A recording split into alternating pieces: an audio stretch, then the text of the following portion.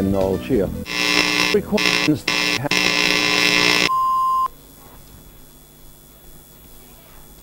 We interrupt this broadcast to bring you news of an alien invasion of our planet. A few moments ago, Earth was invaded by supernatural beings from outer space. We go now to our reporter Katiana in Wellington, where aliens spacecraft have landed near the Houses of Parliament. What can you tell us, Katiana?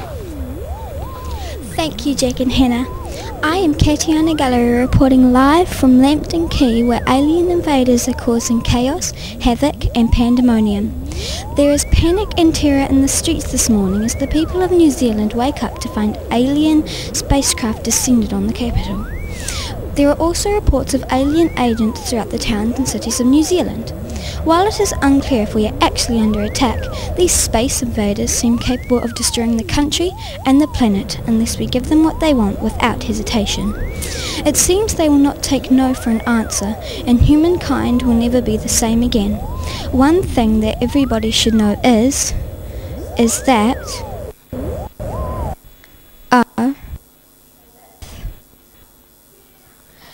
Katiana! Are you there, Katiana?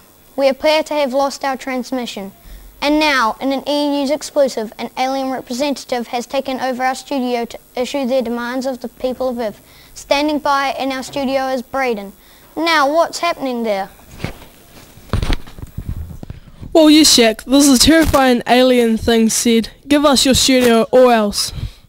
So we said, okay then, but the atmosphere down here is very tense as we wait on the demands of these super beings which will decide the fate of the human race. What we can tell you is that these alien creatures smell awful, like a mixture of old socks and sweat, and they have terrible manners.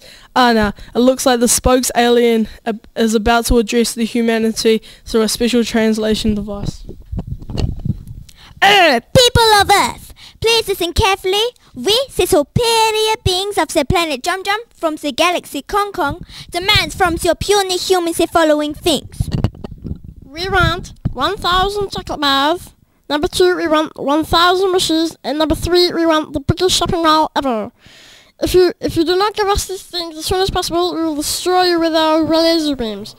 You have 3 days. That is all. Well, there you have it, the demands of the alien race upon which our lives depend on. Are these demands reasonable? Is that the end of the human race? We'd like to hear your opinion. What does this terrifying event mean to you? Have you had a close encounter with an alien being? What are your thoughts on our imminent demise? Email us at www.emergencyapocalypseaddress.org. And now, the New Zealand government is preparing to issue a statement. Apparently, the alien invasion began here in New Zealand because we are the first country on Earth to greet the sun each morning and the first to begin each calendar day. These space invaders, it seems, are on a schedule, and so the world is watching and waiting to see what happens. The way events unfold here in New Zealand will have a deep impact on the entire planet. One false move from our government could doom the human race. So with such pressure on his shoulders, the New Zealand Prime Minister is about to greet the media.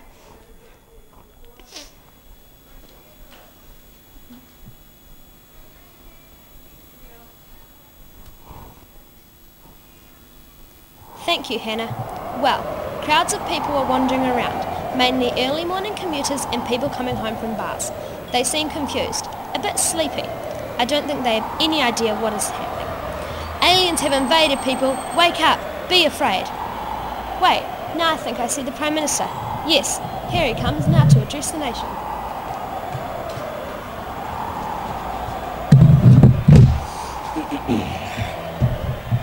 Tēnā koutou katoa. People of New Zealand, this is your Prime Minister. I'd like to appeal to each and every one of you to remain calm. It is extremely important that we make a good impression on these alien beings and display them our friendly, welcoming qualities that define us as New Zealanders. We will be holding an official porphyry later today, and I'll personally invite some of the alien leaders to join me on a helicopter tour of our beautiful country. We'll be showing them our clean, green, beautiful landscape. We hope that these superior beings will spare us from destruction and move on to Australia. A government helpline will be set up to give advice on what to do if you encounter one of these alien beings. We think the best thing you could do is to hold your breath, smile in a friendly manner, then quickly run away. This information is also available on www.alieninvasioninfo, all in one word, .govt.nz. Please go about your business as usual. The buses will still run, the rubbish will still be picked up, the economy will wait for no one. That is all. Well, there we have it. Thank you, Prime Minister, for those words of wisdom which are bound to stop people from panicking, looting and rioting. An alien invasion has the potential to unite the world as one, or it could destroy us all. And we have already had some interesting feedback from our viewers who have some pretty strong opinions, most of them against the alien invasion. Logan of Waiuru wrote, "These aliens ruined my farm. I ought to get my shotgun onto them." And Josh from Kapiti says, "I want a cake. If I say something, will you give me a cake?" So, these hostile aliens are making demands on the people of Earth. We have 3 days to give them what they want, or we're all dead.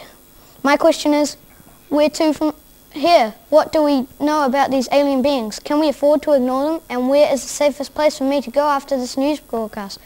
We look forward to hearing more on your views on these other matters. And to help us answer this tricky questions, we have a panel of alien experts in the studio to discuss this alien invasion and what you at home can do about it. Our reporter Georgia is with the experts now. I have found 3 reporters to interview. First we have Professor Kalugas. What can you tell us? Well, I think the first thing we should do is pretend to give them what they want, then turn around and stab them in the back. Well, what happens if they find out we're pretending? Well, I hadn't really thought about that, but yeah. I see. Professor Pertish, what do you think we should do? I think that's foolish, faulty and flawed. I think that we should make a negotiation and agree on, and that we can all be happy, and that's the best solution. I see. Professor Bombkin has something to say to us. Obviously, you two are both completely wrong and stupid. What we should really be doing is giving them what they want so they go on their little spaceships and we'll blow them up. Thank you very much for that. Now we will go back to Jack. Well, so much for the opinions of the experts. Are they right? Who can tell? I guess we'll have to find out soon enough.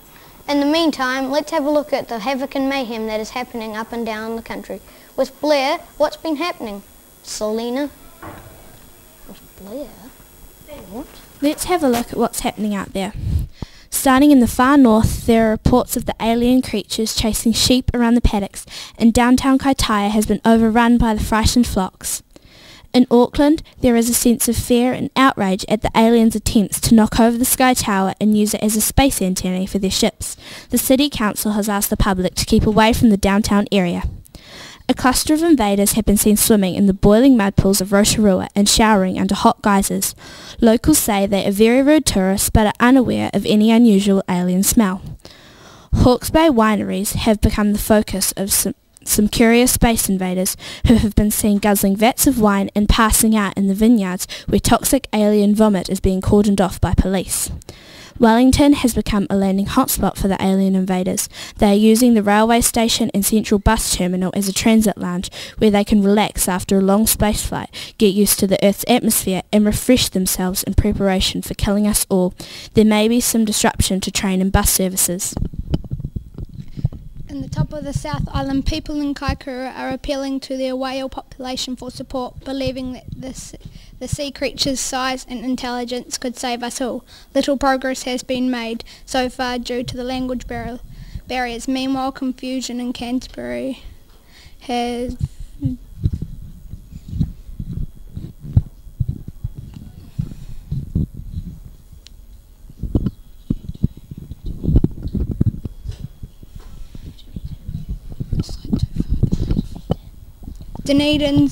Finally, in Dunedin, several creatures have been spotted in the Speight's Beer Factory, the Cadbury Chocolate Factory and the Greg's Coffee Factory. The aliens have are to be extremely unstable and should not be approached. Well, that's all from me. I'm going to go and hide in my basement, so it's back to the news desk with Hannah and Jack.